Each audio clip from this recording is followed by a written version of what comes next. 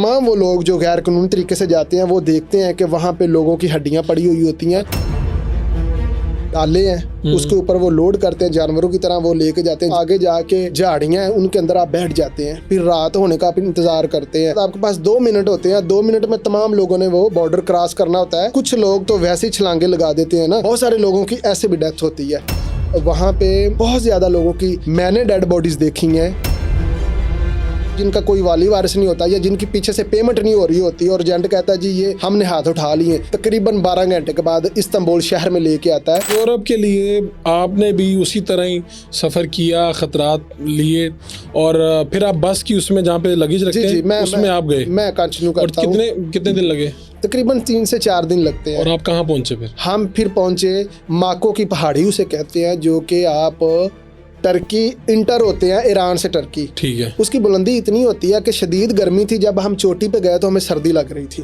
ओह, इतनी उसकी चोटी उसकी जो ऊंचाई थी। ठीक है। जो आधा सफ़र है पहाड़ी का वो हमें वो जो डाले हैं उसके ऊपर वो लोड करते हैं, जानवरों की तरह वो लेके जाते हैं। जहाँ आगे सड़क ख़त्म हो जाती है या ज़्यादा ऊंचाई होती है तो वहाँ पे बेबस है गाड़ी आगे जाए तो फिर वो गधों पे बिठा के या फिर पैदल लोगों को ऊपर लेके जाते हैं, जो कि तकरीबन पूरे एक दिन का सफ़र है। आप पहाड़ी की चोटी पे पहुंचते हैं और फिर रात होने का आप इंतज़ार करते हैं कि रात होगी, फिर हम नीचे टर्की की तरफ जो है ना वो मूव करेंगे।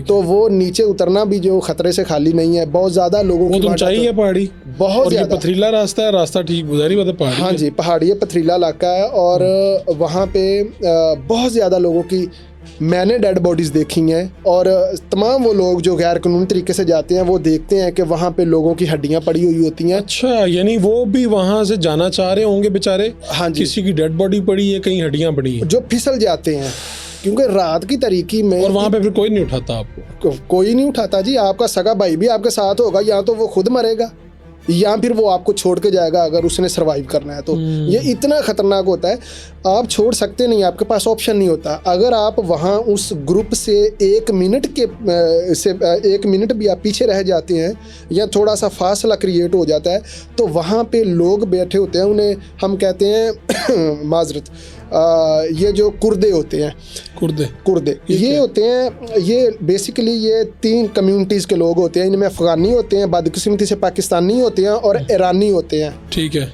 ये किडनैप करते हैं लोगों को। वही लोग जो गैर कानूनी तरीके से जा रहे होते हैं उनको किडनैप करते हैं। ये वो ग्रुप होता है जिसका काम सिर्फ लोगों को किडनैप करना होता है रास्ते में। अच्छा।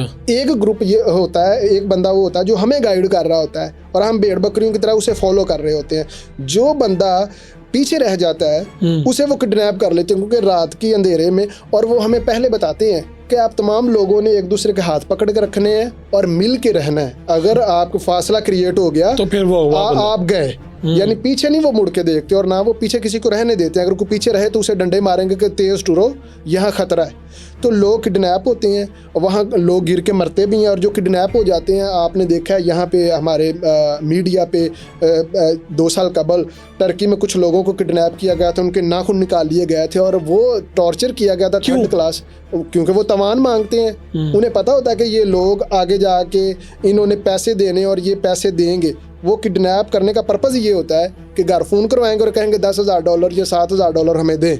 ये उसी पहाड़ी सिलसिले में कहीं आपको अगवा हो गए आप, उन्होंने आपको टर्की में कहीं पे रख लिया? हाँ जी। और वहाँ पे आपको नहीं, टर्की नहीं वो लेके जाते, वहीं उनके ठिकाने हैं, ईरान के अंदर ही वो आपको किडनैप करके रखेंगे, वहीं आपको रख लेते हैं और फिर आपके वालिदैन को पीछे फ़ोन करते हैं, पैसे मांगते हैं। और मैंने लास्ट टाइम मैं पाकिस्तान आया था तो मैंने 2 फैमिलीज़ की स्टोरीज़ की थी। वैसे तो ह्यूज मेरे चैनल पे पड़ी हैं, लेकिन मैं रिसेंटली आपको बता रहा हूँ कि उनका बच्चा अभी तक लापता है और वो इसी तरह माइग्रेट करके आगे जाना चाह रहा था ग्रीस से इटली, और वो भी इसी तरह किडनैप हो गया और 2 साल हो गया वो नहीं मिल रहा, और लातदाद ये स्टोरी है। अच्छा, आप पहुँच गए, आप कहाँ पर पहुँचे? वो पहाड़ी आपने पैदल अबूर की?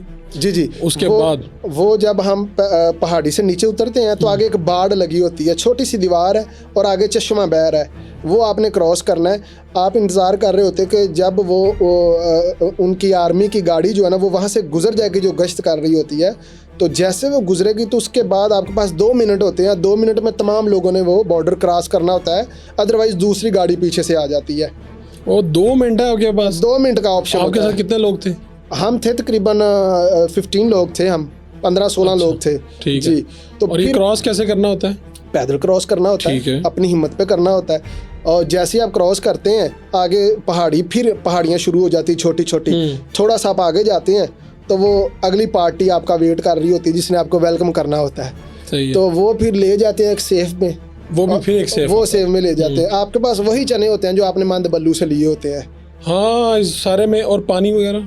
पानी वगैरह नहीं मिलता जी। पानी वगैरह रास्ते में कहीं आपको कोई चश्मा बह रहा है। ये जो पहाड़ी है ना, जब हम इंटर होते हैं, जिसको माको की पहाड़ी कहते हैं, वो ऊपर से चश्मा भी एक बह रहा होता है। ज़्यादातर लोग वहाँ से पानी भर लेते हैं और जब वो किसी सेफ पे जाते हैं तो वहाँ से वो पानी ले लेते हैं। पानी वो देते हैं लेकिन से ज़्यादा कुछ नहीं करते। हाँ, अगर किसी की हालत बड़ी गैर है, कोई बंदा बीमार उन्हें नज़र आ रहा है या बहुत ज़्यादा कमज़ोर हो गया, तो उसे वो पूछेंगे को अंडा ब्रेड वगैरह। ठीक है। और आपको अगली पार्टी ने वेलकम किया? जी। वहाँ हम 1 दिन के लिए इंतज़ार करते हैं, बैठते हैं। फिर एक ट्रक आता है, बंद ट्रक, उसके अंदर लोगों को डाला जाता है और वो फिर तकरीबन 12 घंटे के बाद इस्तांबुल शहर में लेके आता है। और किसी ऐसे इलाके में जहाँ पे ज़्यादा लोगों का रश ना हो, और वो लोगों को फिर निकालते हैं किसी वीरान जगह पे। वहाँ से फिर टैक्सीज आती हैं और वो थोड़े थोड़े लोगों को सेफ पे लेके जाती हैं दोबारा। और वहाँ से फिर दोबारा हम इंतज़ार करते हैं हालात साजगार होने का। जब वो एजेंट कहता है कि अब हम बॉर्डर क्रॉस कर सकते हैं, तो देन फिर सफ़र का आगाज़ होता है। इस्तांबुल से तकरीबन 2.5 से 3 या 4 घंटे अप्रॉक्सीमेटली लगते हैं। आप यूनान के बॉर्डर पे चले जाते हैं जहाँ से आपने क्रॉस करने। वहाँ 2 रास्ते होते हैं, एक नहर का होता है जो कि कम ख़तरनाक है, और एक समंदर का होता है जो कि इंतहाई ख़तरनाक है। ठीक है। जिन लोगों ने पैसे ज़्यादा दिए होते हैं वो वाया नहर जाते हैं, और जिन्होंने कम दिए होते हैं वो वाया समंदर जाते हैं। आप किससे गए? हमने ज़्यादा पैसे दिए थे तो हम कम जलील हुए और हम वाया नहर के। हम वाया नहर किस तरह से जाते हैं? वो आपको एक पॉइंट पे लेके जाते हैं, वहाँ से थोड़ा सा वो समंदर से गुजार के आपको दोबारा एक नहर के किनारे ले जाते हैं। वहाँ वो जो बॉर्डर है ना, वो नहर ही है ग्रीस और टर्की का।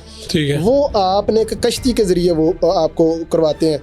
कश्ती के ज़रिए उन्होंने वो नहर आपको क्रॉस करवानी है। कुछ लोग तो वैसे ही छलांगे लगा देते हैं ना, जो काफ़ी दिनों से इंतज़ार कर रहे होते हैं और जिनका कोई वाली वारिस नहीं होता, या जिनकी पीछे से पेमेंट नहीं हो रही होती, और एजेंट कहता है जी ये हमने हाथ उठा लिए, वो फिर अपनी मदद आपके तहत नहर क्रॉस करने की कोशिश करते हैं। छलांगे लगा देते हैं। और उन्हें पता नहीं होता कि क्या है, उसकी डेप्थ है, क्या होगा, उन्हें बिल्कुल आइडिया नहीं होता।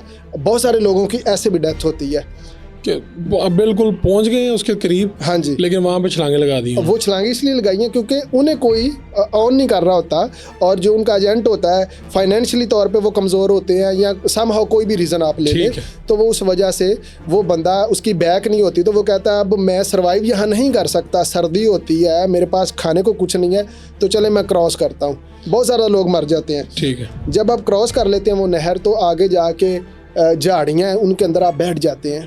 सुबह होने का आप इंतज़ार करते हैं। जैसे ही सुबह होती है फिर वो गाड़ियाँ आती हैं टैक्सी की शक्ल में, वो आपको डिग्गियों में डाल के दोबारा एथेंस शहर जो कि कैपिटल है ग्रीस का, वहाँ लेके जाते हैं।